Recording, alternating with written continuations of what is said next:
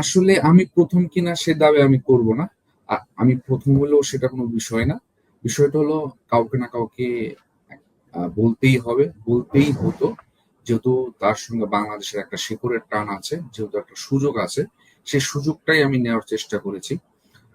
আমি যখন ১ম আলোতে ছিলাম, আমি সবসময় আমাদের দেশে ফুটবলের তো সবই নেতিবাচক খবর, অলমোস্ট বেশিরভাগ নেতিবাচক খবর। তবুও আমি সম্ভাবনাময় জায়গাগুলো নিয়ে লেখার চেষ্টা করেছি। মানুষদের দেশের ফুটবল সমর্থকদের জানানোর চেষ্টা করেছি যে আমাদের কি, কি সম্ভাবনা আছে। তো আমি যখন দেখলাম যে হামজা চৌধুরী নামক একজন আ ফুটবলার, বাংলাদেশের বংশোদ্ভূত ফুটবলার ইংল্যান্ডে খেলছেন। আমি একটা ফেসবুকে Bangladesh football walking around the dream, সেখানে অনেক ভালো, ভালো ছেলে অনেক সমর্থক আছে যারা বাংলাদেশের প্রবাসী ফুটবলারদের নিয়ে তারা লিখে থাকেন। তাদেরকে ধন্যবাদ যে তারা নিজেরকে বোনের মোষ তাড়ানোর মতো কিছু ব্যাপার থাকে। তারা সেগুলো করতেছে।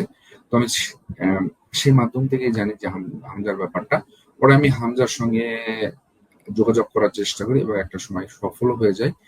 তবে সেই সফলতাটা কোনোভাবেই কাজে আসতো না যদি হামজা ও হামজার পরিবার আমাকে সেভাবে রেসপন্স না করতো উইলিংলি।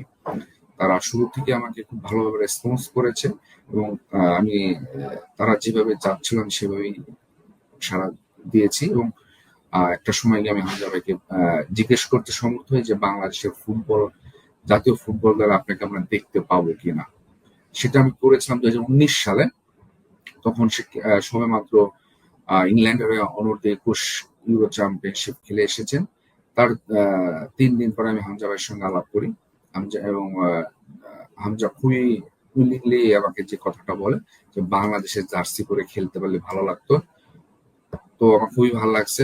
পরের ২ বছর পরে পরের বছরে গিয়ে হামজা ভাই আমাকে একটা টাইম ফ্রেম বেঁধে দেন যে ২ বছর আমি ইংল্যান্ড হয়ে খেলার চেষ্টা করব। যদি না পারি আমি বাংলাদেশ হয়ে খেলবো। খুবই স্বাভাবিক যে প্লেয়ার ইংল্যান্ড অনূর্ধ্ব-২১ দলের হয়ে খেলেছেন। সে খুবই স্বাভাবিকভাবে ইংল্যান্ড জাতীয় দলের হয়ে খেলার চেষ্টা করবেন। এটা খুবই স্বাভাবিক। তো শেষ পর্যন্ত যে হামজা বাংলাদেশের হয়ে খেলতে এসেছেন, এটা বাংলাদেশের ফুটবল সমর্থকদের জন্য দারুণ একটা ব্যাপার। দারুণ একটা অফুরন্ত একটা সুযোগ। হামজার বাবাই হামজার সঙ্গে আমাকে কথা বলিয়ে দিতেন। হামজার বাবা আমাকে খুব স্নেহ করেন। সে সূত্র ধরেই আমি হামজার সঙ্গে যোগাযোগ করি এবং হামজাও আমাকে অনেক সময় দিছে কয়েকবার। লং টার্ম আমার সঙ্গে আমরা ভিডিওতে কথা বলেছি। একটা মজার একটা ঘটনা শেয়ার করি। কুরবানি ঈদের দিন একটা ইন্টারভিউ নিয়ে হামজার ২০২০ সালে সম্ভবত। ১ম বার আমি ঠিক রেকর্ডটা করতে পারিনি। পরে আমি যখন আবার হামজাকে জানালাম যে আমার তো রেকর্ডটা হয়নি, আমাকে যদি আরেকবার সময় দেওয়া যায়। হামজা আমাকে আবার ২০ থেকে ২২ মিনিট সময় দিচ্ছে। কুরবানি ঈদের দিন।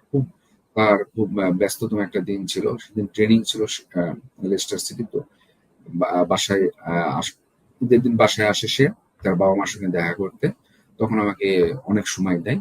এটা আমার কাছে খুব ভালো লাগছে যে আসলে একবার রেকর্ড করতে পারিনি। আবার সে আমাকে ইন্টারভিউটা দিল যেন আমি রেকর্ড করার সুবিধার্থে। এটা শুধু আসলে বাংলাদেশের মানুষ, বাংলাদেশের ফুটবলের প্রতি তার টান ছিল বলে সে আমাকে এই সুযোগটা দিয়েছে বলে আমি মনে করি। আসার পর কোনোভাবে চেষ্টা করিনি। আসলে আমার কাজ তো ওইখানেই শেষ। সে যখন বাংলাদেশের হয়ে খেলার সম্মতি দিয়েছে। তারপরে অনেকবার যোগাযোগ হয়। বাট আমার আর সেভাবে কোনো কাজ করে নাই যে আমার সাথে আজকে কথা বলতে হবে। ইভেন লাস্ট উইকেও হামজার বাবা আমার সঙ্গে অনেকক্ষণ ছিল একটা দিনে অনেক সময় কাটাইছে। আমরা অনেক বিষয় নিয়ে আলোচনা করছি। বাট সে ১ম যে স্পিরিটটা হামজা বাংলাদেশ হয়ে খেলবে, তাকে রাজি করাতে হবে। সবকিছু যখন ওকে হয়ে গেছে, এখন আর আমার ভিতর সে খুব বেশি সত্যি কথা বলতে যে তার সঙ্গে কথা বলতে হবে সেটা খুব বেশি কাজ করে না। হয়তো ট্রেনিং শুরু হলে বা বাংলাদেশে আসলে তো যখন আসছে দেখা একসময় হবেই। একটা শ্রেণী আছে ফুটবল ২ প্রকার। ফুটবল, বাংলাদেশের ফুটবল। বাংলাদেশের ফুটবলের কথা উঠলে তারা নাক সিটকে বা বাংলাদেশের ফুটবল তারা ফলো করে না। এটা খুব গর্ব করে বলতে পছন্দ করেন বা করতো বলবো এখন। এখন বলবো করতো। পাস্ট টেন্স হয়ে গেছে আমি বলবো।